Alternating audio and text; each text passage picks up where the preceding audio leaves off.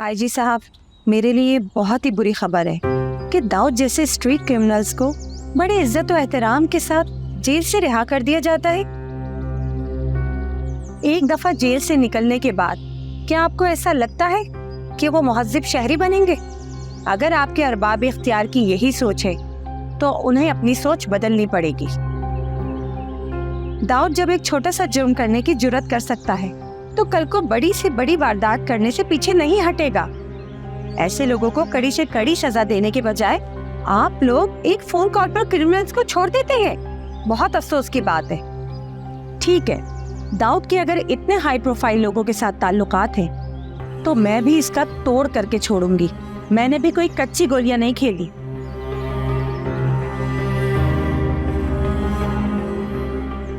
फरीद, फरीद,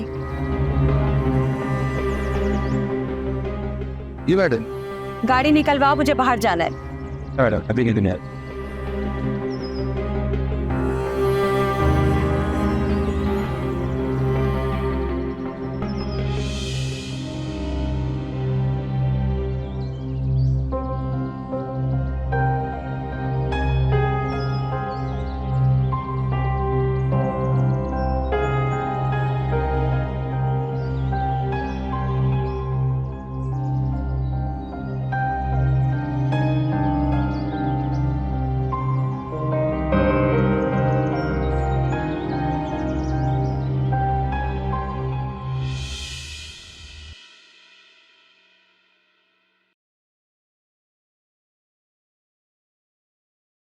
तो वो कौन? हे भाई, मैं अली रजा की बेटी हूँ। मैंने तो यहाँ कुछ दिन रह के यही सुना है कि उनकी एक ही बेटी थी जो एक लड़के के साथ हैदराबाद भाग गई थी। कहीं वो तुम तो नहीं हो?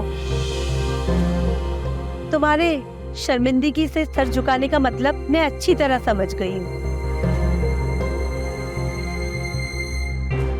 अंदर जाओगी?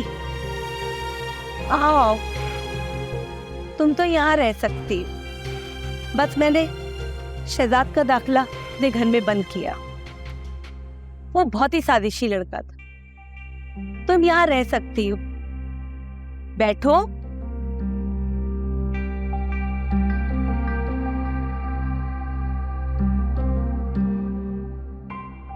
तुम पहले ही इतनी धुतकारी भी लग रही हो, मैं तुम्हें यहाँ से कैसे बेदखल कर सकती हूँ? आप अब्बा की दूसरी बीवी? हाँ, मैं तुम्हारे अब्बा की दूसरी बीवी हूँ। तुम्हें देखकर मुझे ऐसा लगता है तुम्हारे अब्बा ने उससे शादी करके जो मुझे अजियत दी थी उसकी सजा शायद तुम्हें मिली। अब मेरे बजाय अजियत वो सह रहे। बहरहाल मैं तुम्हें एक शर्त पर इस घर में रखने के लिए तैयार हूँ। जी, कहन। तुम पूरे मोहल्ले में बदनाम हो चुकी हो, इसलिए तुम्हारे घर में कोई भी ऐसा नहीं है जो तुम्हें दोबारा कबूल कर सके। इस वक्त इस घर पर मेरा कब्जा है। यहाँ मैं जो चाहूँ वही होता है। अगर तुम मेरे बताए हुए इशारों पर चलने के लिए तैयार हो तो मुझे कोई एतराज नहीं है, वरना तुम थोड़ी देर बाद यहाँ से रुखसत हो सकती हो। अब मैं कोई ऐसा काम नहीं कर सकती जिससे मेरे घर वालों की मजीद बदनामी। अब मैंने तौबा कर ली है। बेफिक्र रहो, मैं तुमसे कोई ऐसा काम नहीं करवाऊंगी जिससे किसी की बदनामी हो। मैं तुम्हारे बाप के पास सिर्फ अपना हक मांगने आई हूँ, और हक मांगने के लिए मुझे जो तरीका अच्छा लगेगा वो मैं अपनाऊंगी। तो क्या आपको मेरे हिस्से की जायदाद चाहिए? ये तो बहुत दूर की बात है कि जायदाद में तुम्हारा हिस्सा बनता भी है कि नहीं। मुझे तुम्हारे साथ क्या करना है और क्या नहीं, ये सब मैं वक्त आने पर बता दूंगी। इतनी भी जल्दी क्या है? फिलहाल तुम यहाँ सुकून का सांस ले सकती हो। जाओ और आराम करो।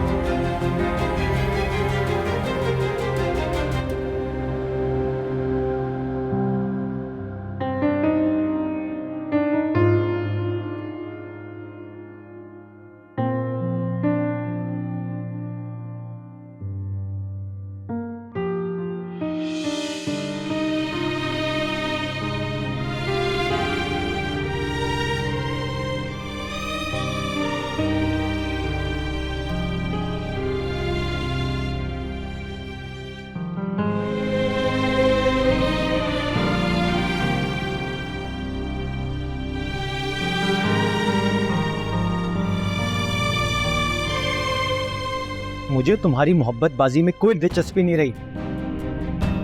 जबरान, तो तुम्हें मेरी बातें भी कड़वी लग रही हैं। यार तुमने भरोसा तोड़ा हो या ना तोड़ा हो, लेकिन मैं तुम्हारे बारे में आखिरी फैसला नहीं कर पा रहा। अरे मेरा दिल नहीं चाहता कि मैं इस घर में वापस आऊं। मुझे ना खौफ आती है घर पे आते हुए।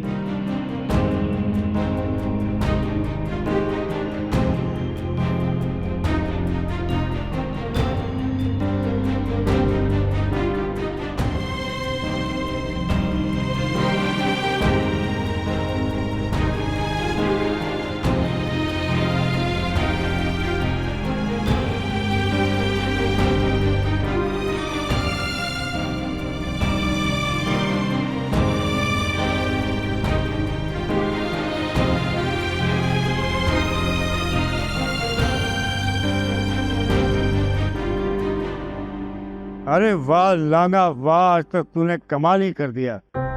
जी खुश कर दिया नरगिस के मुंह पे तेजाब फेंक के। तू वाकई इनाम का मुस्तहिक है। इनाम बोल इनाम। सेठ जी, आपका हाथ हमारे सर पे रहे, यही सबसे बड़ा इनाम है हमारा। लांगा तू बड़ा होशियार हो गया। हाँ बैठो, बैठ जाओ।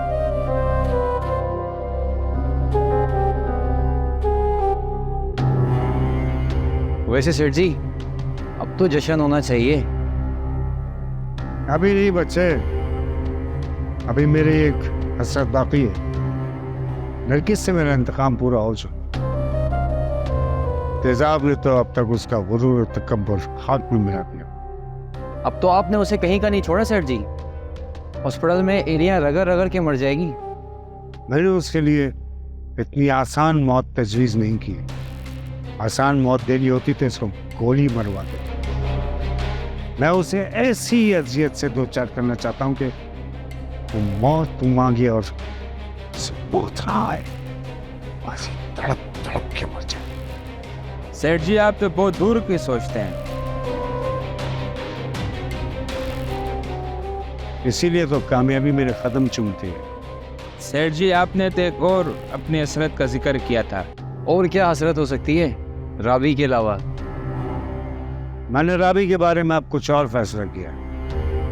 वो क्या सेठ जी? पहले नरगिस के इंतकाम से दिल तो खुश होने दो, उसके बाद राबी का क्या मसला है। जब चाहूंगा मेरे दामन में आगे रहेगी, लेकिन अब स्टाइल जरा मुख्तलिफ करना पड़ेगा कि सांप भी मर जाए और लाठी भी न।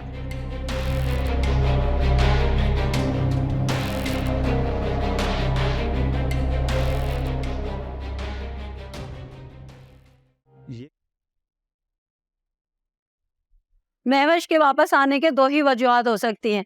एक तो ये कि लड़का धोखा देके भाग गया होगा, दूसरी ये कि जो भी पैसे थे वो लेके भाग गया होगा, बचे कुछ पैसे लेके महविश वापस आ गई। हमने पुलिस में रिपोर्ट करवाई थी। हो सकता है पुलिस ने उन्हें गिरफ्तार किया हो। जो भी है, मुझे तो तुम लोगों पर हैरत हो रही है कि जिस लड़की ने घर से भागकर तुम लोगों की इज्जत को नीलाम कर दिया था, तुम लोगों ने उसे अपने घर में जगह दे दी। उसे तो जिंदा दरगोर कर देना चाहिए था। वो पकड़ी गई और उसे जेल की हवा भी खानी पड़ी। इससे बड़ी सजा उसके लिए और क्या हो सकती है? अगर तुम्हारे नजदीक यही सजा काफी है तो तुम्हें तो शर्म से डूब मरना चाहिए। आप कैसी बातें कर रही हैं सलीम? मैं ये नहीं कहती कि महविश ने कोई अच्छा काम किया है और उसको माफी मिलनी चाहिए। आप खुद सोचें, आपकी अपनी भी बेटियां हैं। अगर कल को खुदा न खास्ता आपकी किसी बच्ची से कोई गलती सरजद हो जाती है तो क्या आप उसे जिंदा दरगोर कर देंगी? आपने ये सोचा भी कैसे कि मेरी बेटियां ये काम करेंगी? और मैंने आपको इसलिए जगह नहीं दी कि आप मेरे घर में बैठ के मेरी बेटियों की बुराइयां करेंगी। अब तो मैं ये बात 100% यकीन के साथ कह रही हूँ कि महविश के घर से भाग जाने में सबसे बड़ा हाथ आपका है। आप खामखा मुझ पर इस तरह का इल्जाम क्यों लगा रही हैं? जो सच है वो मैंने कह दिया। अब आप इस बात को तस्लीम नहीं कर रही तो इसमें मेरा क्या कसूर है? दूसरी अहम बात यह है कि आप अपना बंदोबस्त कहीं और कर लें। अब हमारे घर में जगह नहीं है। इतनी बातें सुनाने से बेहतर था कि आप मुझे एक जुमले में जाने के लिए कह देती। मैं तो इस घर को अपने भाई का घर समझ कर आई थी। लेकिन आप लोगों ने जो कारनामे अंजाम दिए हैं उसकी वजह से आपका सगा भाई आपसे बात नहीं करता। इस सब के बाद तो आपके यहाँ रहने की कोई वजह भी बाकी नहीं रहती। खुदा न खास्ता अगर आपकी जगह में होती तो अपने भाई का सामना भी नहीं कर पाती। आपने तो फिर भी इतनी हिम्मत कर ली।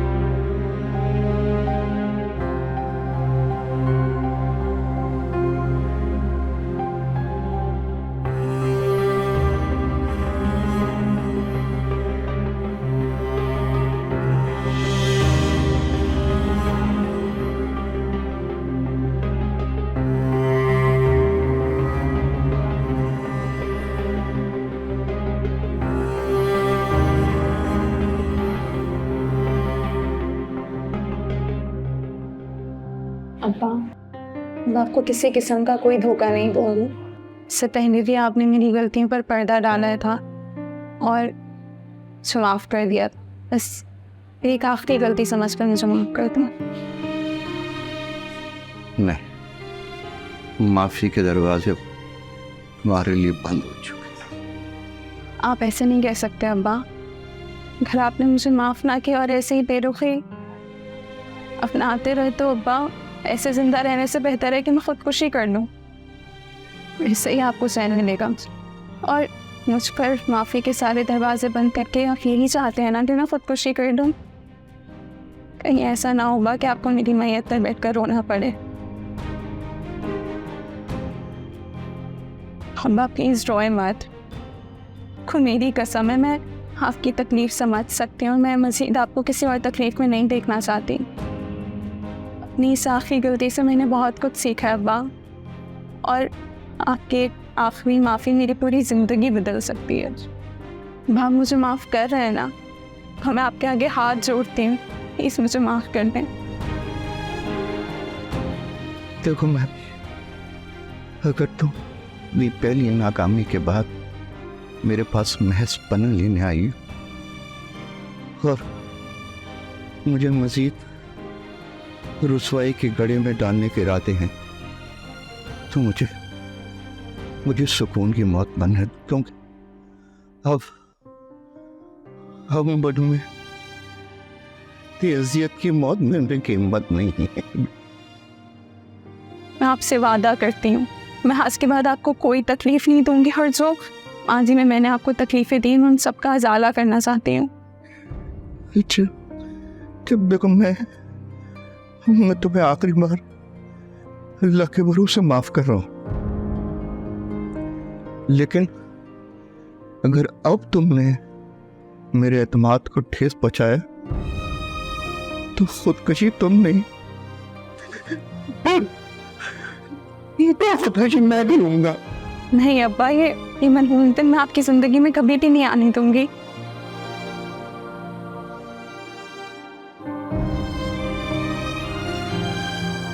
अस्सलाम वालेकुम। माशाल्लाह रज़ा भाई, आप बहुत बेहतर लग रहे हैं।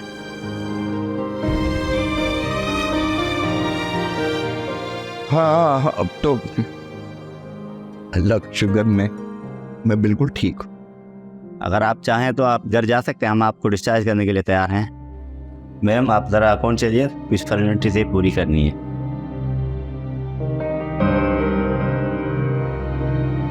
बड़ी हंसी आती है तुम्हारे घर वालों पे। पहले महविश अपने आशिक के साथ भाग गई, पुलिस ने बरामद कर लिया, बदनामी का टीका सजा के घर आई है, और तुम लोगों ने कबूल भी कर लिया। वाह! ये कारनामा अब्बा की उस नई नवेली दुल्हन का है। तुमने भी उसके गैरतमंद भाई होने का सबूत नहीं दिया। तुम्हारी जगह अगर मैं होती ना, कब को उसे गोली मार चुकी।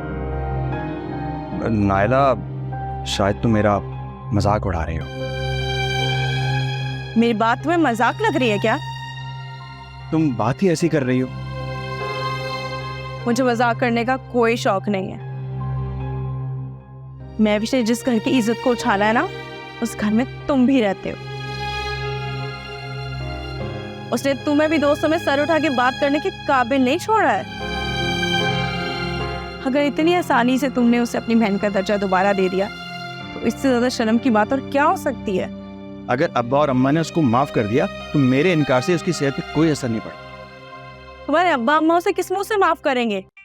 उसकी गलती की सजा अगर मौत नहीं, तो कम से कम उसे दारुल अमान तो भेज सकते हो, जहां रह के उसके होश ठिकाने आ जाएंगे। तुम रहने दो इस बात को। ख्वाह मख्वाह महविश का इशू लेके बैठ गई हो। हालांकि तुम्हें मालूम है कि महविश के बारे में फैसला करने का इख्तियार मेरे पास नहीं है। अब्बा और अम्मा को जो बेहतर लगता है करने दो। वैसे भी मुझे कौन सा उस घर में रहना है। अब हम मेरी अम्मी के घर ज्यादा नहीं रह सकते शहजाद, हमें कुछ करना पड़ेगा। अम्मी रोज से तुम्हारी नौकरी के बारे में पूछती हैं। लेकिन तुमने तो कहा था कि हमें यहाँ कोई तकलीफ नहीं होगी। यहाँ कोई तकलीफ नहीं है, लेकिन कब तक हम यहाँ रहेंगे? अपना अलग घर तो होना चाहिए ना। ठीक है, मैं अब्बा से बात करता हूँ। अब जब तक हमारा मकान नहीं बिकता ना, तब तक हमारे मसले हल नहीं होंगे।